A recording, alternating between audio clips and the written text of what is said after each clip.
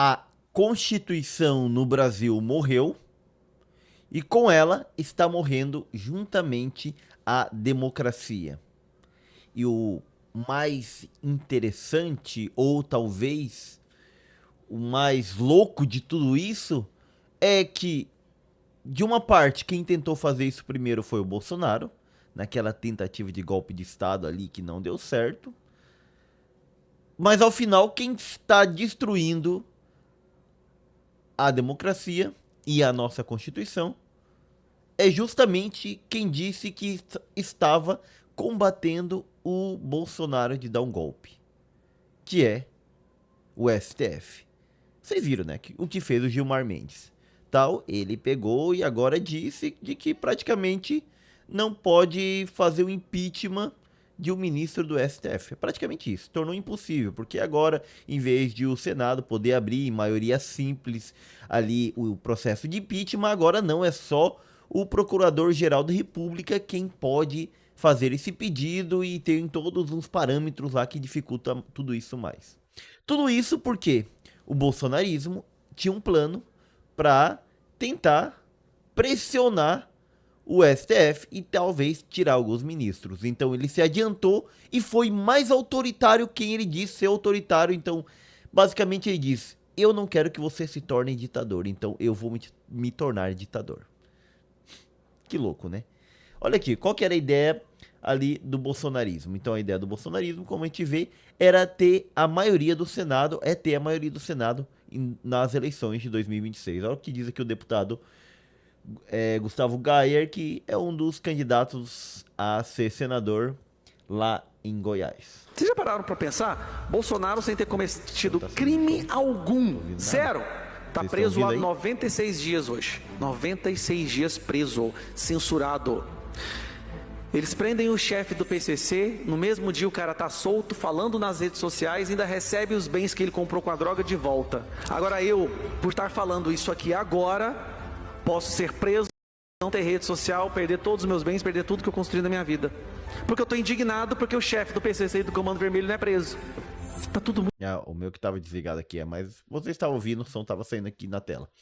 Então, olha o que ele vai falar agora. Muito invertido. Mas ano que vem a gente vai ter uma oportunidade. Ano que vem a gente tem uma oportunidade de virar essa página. A única chance que o Brasil tem de virar a página e voltar a ter sanidade é se nós fizermos maioria no Senado, porque só o Senado tem a prerrogativa de fazer o impeachment do STF, de um ministro do STF. Entendeu? Eles já estavam propondo impeachment. Isso daqui bom, o cara colocou aqui em novembro e tal, e isso daqui já vem sendo falado desde o ano passado pelos bolsonaristas. STF, de fazer sabatina de indicações, de travar o governo, de travar atropelos.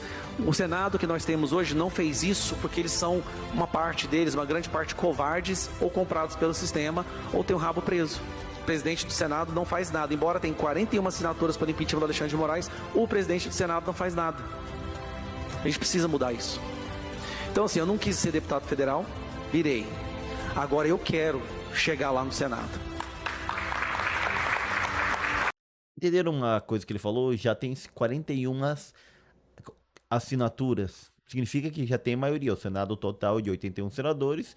Então, se você tiver ali 40 mais 1, você tem a maioria. E eles tinham a maioria, mas não foi aberto o processo porque o presidente do Senado não quis. Isso é uma das coisas que o Gilmar Mendes já dificultou, porque além de ser indicado o processo de impeachment pelo Procurador-Geral, tem que ter 2/3 do Senado para começar. Basicamente isso, tem uns detalhezinhos. Olha aqui o que vai dizer o Nicolas também sobre isso. Então a gente precisa de Senado ano que vem, senadores corajosos, pessoas que têm condição de fazer um embate contra o STF, não por birra política, mas porque, principalmente na figura do ministro Alexandre de Moraes, tem desestabilizado a nossa democracia. Não é possível que as pessoas não estejam vendo isso. E pode falar, as pessoas estão vendo isso. Os caras agora, por exemplo, fizeram uma alteração no artigo 19 do Marco Civil da Internet, que não vai bater somente em quem é de direita, vai em todo mundo. As plataformas vão ter que fazer censura prévia, porque quem vai limitar o que pode e o que não pode? Porque é discurso de ódio e o que não é. Se eu agora falar sobre minha fé, vai ser discurso de ódio, porque o outro ficou ofendido. Se eu falar agora que eu acho o Lula ladrão, eu devo ser preso por isso. Se um esquerdista falar que o Bolsonaro é genocida, ele tem que ser preso por isso? Então assim,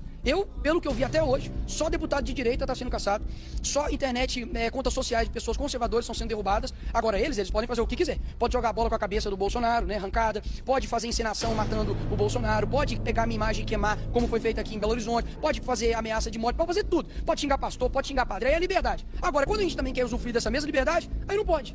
Então por isso que muitas vezes eu jogo o jogo, conforme eles fazem. Ah, Nicolas, por que você processou o cara? Uai, porque se eu não processar só eu que sou processado. Então vamos jogar o jogo de acordo com as regras. Ou seja, o que a gente quer é fazer com que a gente tenha liberdade, principalmente na internet. Se não fosse a internet, as pessoas não saberiam sobre o escândalo do INSS. Se não fosse a internet, não saberiam sobre a lupa que iriam colocar no Pix, que foi o meu vídeo que bateu milhões. Eles falaram que o Mark Zuckerberg, o Trump, até o Elon Musk me ajudou. E agora estão, assim, afoitos, porque as eleições estão chegando e eles sabem que a gente, com a força que a gente tem na rede social e a credibilidade que a gente tem junto ao povo, a gente vai, enfim, dar um banho neles aí nas eleições. E aí? Então o projeto era, vamos tomar o Senado. Olha aqui mais uma fala da jornalista aqui bolsonarista, mas Eduardo Bolsonaro, sobre tudo isso. Com certeza, Ana Paula, né, o presidente do meu partido, Valdemar da Costa Neto, foi o primeiro a falar isso, depois foi acompanhado pelo presidente Jair Bolsonaro. A gente tem essa pretensão, sim, né? Eu acho que é chegado o momento para a gente ir para o Senado. O voto ele tem um pouco mais de valor, porque são 81 senadores, né? Ao contrário da Câmara, que são 513, e consciente também dessa missão. Eu, inclusive, nunca escondi de ninguém que, se dependesse do meu voto, eu votaria pelo impeachment do ministro Alexandre de Moraes por uma questão. É interessante que ele está falando isso agora, mas em 2019, quando quase conseguiram fazer a CPI da Lava Toga, que era investigar os juízes da Suprema Corte, voltaram atrás e o próprio Flávio Bolsonaro votou contra fazer uma investigação sobre os juízes. O que aconteceu?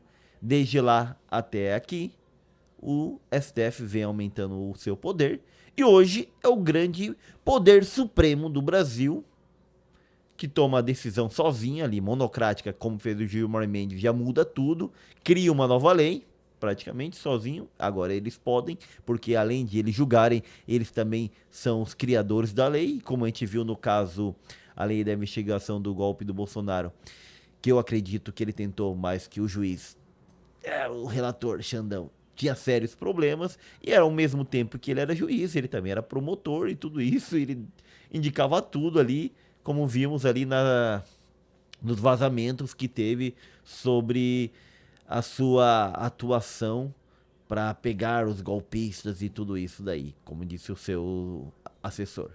Então, aqui, o Eduardo Bolsonaro vem falando, eles tiveram a oportunidade de começar uma CPI deles e talvez terminar nos primeiros impeachments de juízes. Porém, perderam essa oportunidade e agora estão sofrendo nisso. Então, eles estão tentando ter a maioria dos senadores e aí o STF fez uma jogada adiantada, já tentando impedir que isso resulte em alguma coisa. Questão de justiça, né? Eu lamento que hoje em dia a gente não tenha, né, nos freios. Daí pensando aqui, nesse caso, se eles ganharem a maioria dos senadores, eles precisariam também ganhar a presidência para indicar o próximo procurador e aí ter um conluio entre o procurador e essa maioria dos senadores para aí sim conseguir fazer esse impeachment.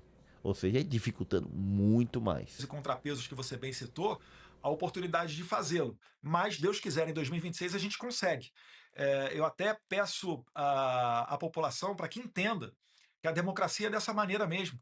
Não é da velocidade que eu quero, não é da velocidade que você ou a Ana Paula Henkel querem, né? É mais moroso, é mais demorado, mas se a gente pensar pelo outro lado, que bom que é assim.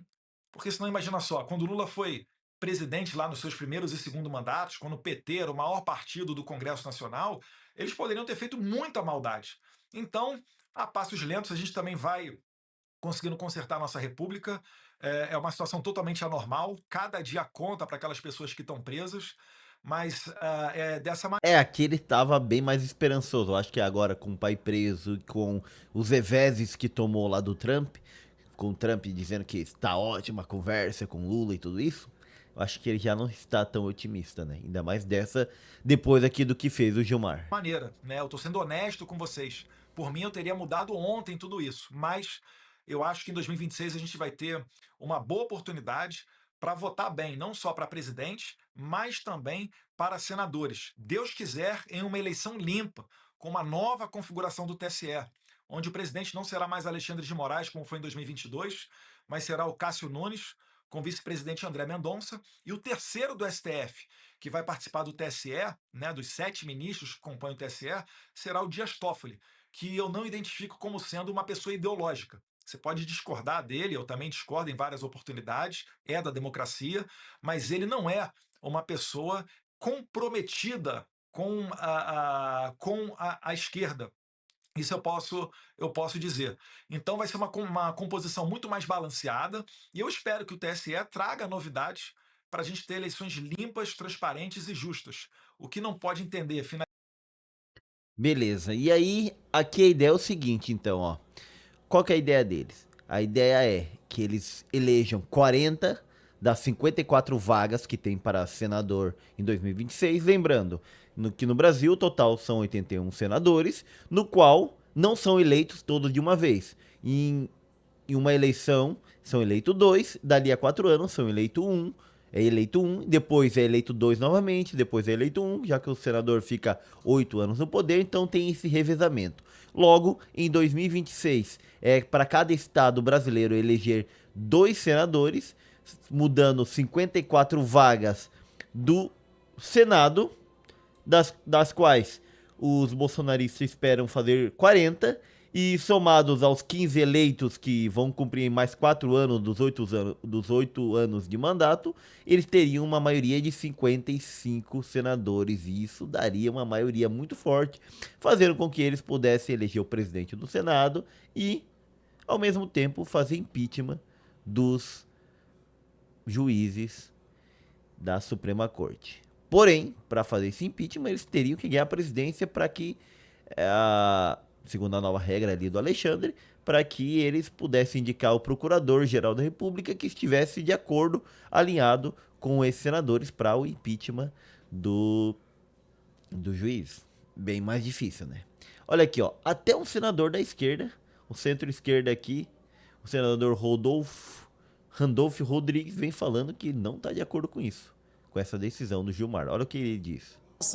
Pode ser pedido o impeachment por qualquer cidadão, não me parece republicano, não é constitucional, não é consoante o mandamento do parágrafo único do artigo 1º da Constituição, que diz que todo poder emana do povo ou dos seus representantes, que alguma outra autoridade, inclusive aquelas que foram sabatinadas pelos representantes do povo e que são votadas pelos representantes do povo, tenham que ter um foro específico. É interessante que o senador está falando aqui, está dizendo que não está de acordo com tudo isso, e tem 2 pessoas aqui bem de boa, a gente nem quer saber o que ele está falando, vamos conversar aqui. Para oferta e qualquer denúncia sobre ela. Segundo lugar, o artigo 52 da Constituição diz que é atribuição deste Senado Federal. É atribuição desse Senado Federal processar e julgar quaisquer ministros e, em especial, os ministros do Supremo Tribunal Federal. Presidente, Vossa Excelência tem acompanhado ao longo do tempo, eu tenho manifestado várias vezes solidariedade a vários membros do Supremo Tribunal Federal, sobretudo em decorrência de notórias e autoritárias agressões que eles têm sofrido. Eu tenho me comportado assim, Vossa Excelência tem se comportado assim, respeitando a nossa Constituição, respeitando o nosso Estado Democrático de Direito. Mas, desta feita, eu falo isso com um tanto de tristeza e lamento, porque é lamentável de que a agressão tenha vindo do outro lado da Praça dos Três Poderes. Diante de um momento como esse... É interessante porque muitas vezes o Alexandre é acusado de esquerdista, tudo, mas na verdade ele não é esquerdista, ele foi colocado lá pelo Temer, que ora está na esquerda, que é do partido do MDB, ora está na direita, mas o que mais lhes importa não é estar nem na direita nem na esquerda, é estar no poder. E olha, ao mesmo tempo que lá desde 2019 o STF foi ganhando mais poder, ali através do Xandão e outros ministros, agora ele deu, digamos assim, uma andada, um pontapé muito mais alto para em vez de ficar com o poder concentrado apenas em alguns juízes e um poder menor, ele jogou para que o STF se tornasse praticamente o novo poder moderador brasileiro em cima dos outros poderes, sendo praticamente o supremo poder do Brasil, igual tem lá o Ayatollah Khomeini no Irã. E aí, aquilo que parecia ser só uma briga contra a direita, a gente vê que não é só contra a direita, é uma tomada de poder que eles estão fazendo contra a direita, contra a esquerda, contra o centro, contra todo mundo. Está se encastelando uma elite judiciária, uma nova nobreza no poder praticamente. É importante termos à frente daqui do Senado, Vossa Excelência, para, em conduta equilibrada, afirmar o papel institucional deste Senado e do princípio que funda essa República, que é o princípio da separação, da independência e da harmonia entre os poderes. Princípio este, com essa decisão monocrática, me parece que foi bastante ofendido.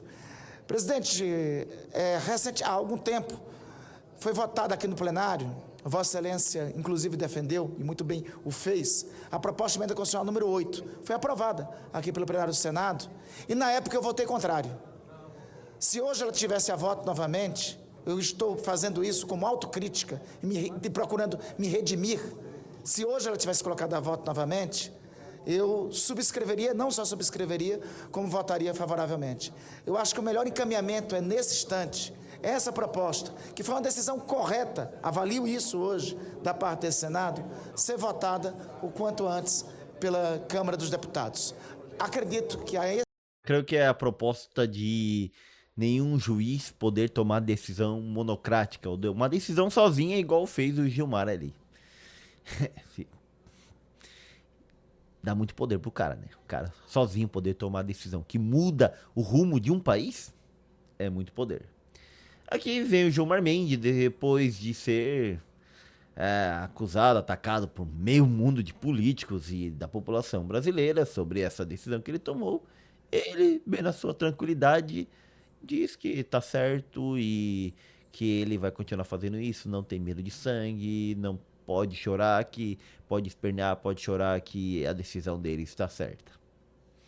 Para ver como os caras se acham praticamente os semideuses brasileiros. Vamos escutá-lo aqui. De proteger as instituições, inclusive o próprio Senado. A ideia dele é proteger as instituições? Ninguém diz que está tomando poder, né? Sempre está fazendo algo para beneficiar o povo, a instituição e assim por diante. Até César, quando acabou com a República Romana e fez a transição para o Império, foi ele que fez a transição, apesar de não ser o primeiro imperador, nunca disse que estava fazendo isso, né? Sempre estava em prol de alguma coisa, de um benefício comum. Em relação a eventuais pedidos abusivos. Não se trata de fazer uma proteção do Supremo Tribunal Federal, ou como alguns de vocês têm falado, de uma blindagem. Se trata simplesmente de fazer um equilíbrio nessas relações e é disso que se cuida. A lei, como vocês sabem, é de 1950, ela foi feita sob a Constituição de 46, passou... É que o impeachment vem falando ali na Constituição de 88, porém a lei que regulamenta é de 52, 50, por ali. Então daí agora ele quer regularizar essa lei, legislando, que não é função deles, nem dele, do Congresso, mas ele está regularizando isso daí e mudando a lei. E acha que isso está tudo totalmente certo, segundo ele. Pela Constituição 67 e 69, e agora está sendo colocada em contraste com a Constituição de 88. É isso que está sendo discutido. Então, essa lei ela pode estimular uma atualização na questão da lei do impeachment? Com certeza, e há até um projeto no Congresso sobre isso. No Senado, salvo engano, inicialmente foi uma comissão presidida pelo ministro Lewandowski. E a participação? Achou positivo o resultado dessa comissão? O senhor achou na época? Não examinei isso no detalhe, mas esse é um debate que vai se colocar à luz, inclusive, da decisão do Supremo. Decisão do Supremo, porque é mais ou menos pelo dia 12 de dezembro, e essa decisão estará sendo avaliada pelos outros ministros, se eles estarão de acordo ou não, pelo plenário do Supremo. E o plenário que será online, na verdade, mas beleza. E eles vão dizer que estão de acordo ou não. Mas se ele tomou essa decisão e quer que vá avante, possivelmente ele já está negociando para dar tudo certo. Vamos ver. Espero que a pressão popular e política façam com que eles voltem atrás. Não, nesse momento não, embora nós sejamos partners de conversa frequentes. Mas depois da decisão, o Alcolumbre entrou em contato com o senhor? Não. Ministro, o Mota falou com o senhor. Os caras estão tirando o poder do Senado e o Senado, assim, o presidente do Senado não deu aquela resposta que devia dar, né? Falou. E sobre as repercussões, ministro, no Senado, da ala política, né? A repercussão, o que o senhor tem a dizer? Nada. Isso é uma decisão judicial, vai ser submetida já ao plenário do Supremo. O senhor falou sobre essa reconsideração, então pode sair uma decisão ainda hoje? Vai sair uma decisão ainda hoje. Ministro, mas não te assustou um pouco essa repercussão negativa dessa decisão? Dá risada, não tá nem aí. Que importa o que vocês pensam? Eu que mando aqui. Eu sou enfermeiro que já viu sangue. Ministro, Tá lá, aprovou um PL que pode restringir as monocráticas. Como o senhor viu essa reação? Vamos aguardar. O senhor viu a manifestação da AGU? O senhor já entendeu? Já vi. Obrigado. Gente, um prazer enorme. Tá cagando pra gente, praticamente isso. Aqui saiu Dino pra defendê-lo, o outro ministro do Supremo. Hoje, 81 pedidos de impeachment contra ministros do Supremo. Isso jamais aconteceu antes no Brasil e isso nunca aconteceu em nenhum país do planeta Terra. Então, é preciso analisar para ver se, de fato, são imputações, acusações de crime de responsabilidade. Por que agora? Porque tem 81 pedidos de impeachment, coisa que nunca aconteceu antes. E isso agudiza a necessidade de revisão do marco normativo e espero que esse julgamento, inclusive... O problema para ele é que tem pedido de impeachment. Nem fizeram nenhum impeachment de nenhum ministro, mas é que tem pedido de impeachment. Então, ele está praticamente dizendo assim: nós, do STF, não queremos que vocês possam nos tirar do cargo. Acabou, é isso. Nós estamos passando uma lei que proíbe vocês de nos tirarem daqui. Porque nós sabemos o que é melhor para vocês, pobres mortais de QI 83. Nós, os superiores, decidimos por vocês e decidimos que agora nós ficaremos aqui até quando quisermos. Inclusive, sirva como estímulo ao Congresso Nacional para legislar sobre o assunto. Hoje, Estímulo, como já não tivessem legislado, né? Essa imagem é interessante, porque o que disseram que ia acontecer, que quase aconteceu, mas o que está acontecendo de fato é que estamos nos tornando uma juristocracia. Eu acho que é essa palavra mais certa. Nem sei se existe mais. É um modelo de Estado em que tem eleições, tem votações. Eu acredito que até o momento as últimas eleições foram limpas, porém, moderando todo esse sistema de eleições, políticos, tudo isso, tem o STF, o Supremo, que praticamente tira e coloca quem ele quer no poder. Afinal, quem permitiu o Lula voltar à vida política foi o STF. Quem tirou o Bolsonaro da vida política foi o STF. E só falei de 2 presidentes, fora de deputados e senadores e tudo mais. Os caras são o novo poder moderador. Vamos ver isso aqui, ó, que é o presidente do STF. Dá uma respostinha, mas bem michuruca. A situação estabelecida indica a necessidade de se alterar o regime das chamadas decisões monocráticas, em especial aquelas que suspendem a vigência de uma lei cautelarmente. Não é, no mínimo, razoável que uma lei votada em 2 casas legislativas e sancionadas pelo presidente da República seja revista pela decisão de um único ministro do Supremo Tribunal Federal. Praticamente o que ele falou até aqui é que a gente não quer mais que um ministro só tome decisões, que seja o plenário do Supremo. Isso aí foi fraco, foi fraco. Tinha que, não, tinha que propor, não, eles estão fazendo isso, agora nós vamos criar uma lei que vai impedir deles tomar decisões de criarem leis e tudo mais. E fora isso, nós vamos começar com um processo de impeachment aqui. Para tanto, deve ser exigível a decisão colegiada da Corte, instância única e última para se declarar a constitucionalidade ou não de uma lei vigente. Também, neste sentido, tramita no Congresso Nacional a PEC 8, já votada e aprovada no Senado Federal, aguardando deliberação da Câmara dos Deputados. Uma resposta muito fraca. Mas beleza. Então aqui, ó, o que coloca? A CCJ aprovou um projeto vital para o equilíbrio dos poderes, o limite das decisões monocráticas. Tá, eles estão trabalhando em cima das decisões monocráticas. Na prática, isso visa impedir que o único ministro tenha o poder de suspender leis aprovadas pelo Congresso. Mas daí, se o plenário decidir, não muda muita coisa.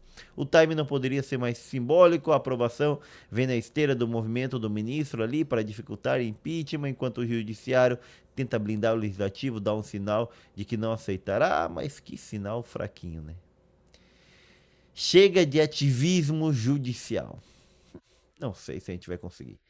Creio que estamos passando por um processo, realmente. E muitos países chegaram ao que é a autocracia e nós estamos indo para uma juristocracia, o governo dos juízes, dos supremos, a elite, a aristocracia brasileira, na verdade uma oligarquia jurídica comandando o país, sendo o novo poder moderador que breca todo mundo, é o executivo, é o legislativo e o judiciário já é deles, então eles vão acumulando mais poder para eles. E aquela ideia de freio e contrapeso da divisão dos poderes vai diminuindo essa ideia no Brasil, exatamente, vai caindo, porque se nós temos 3 poderes em um regime democrático, temos um executivo, um legislativo e um judiciário, hoje o executivo está aqui mais ou menos, o legislativo está um pouco mais abaixo e em cima deles todos está o judiciário, formando o que é a juristocracia brasileira. Tem volta isso daí? Não sei. Mas eles estão dando uma forçada aqui tão grande que pode ser que isso leve, que em algum momento, à medida que eles esticam a corda para um lado, vai vir outro e vai pegar essa corda e vai esticar totalmente para o outro lado. Ou seja, vai chegar alguém e vai dizer, cansamos disso, fora STF. E aí, o que você acha que vai acontecer como resultado de tudo isso? Coloque aí nos comentários. Eu sou aqui o professor Gessé Santiago, em clima natalino. Até esqueci de botar os negócios ali atrás. Mas em clima natalino, na qual busco analisar tudo que acontece no Brasil e no mundo, porém sem políticos e sem ideologias de estimação. Aqui da Escola de Filosofia Política.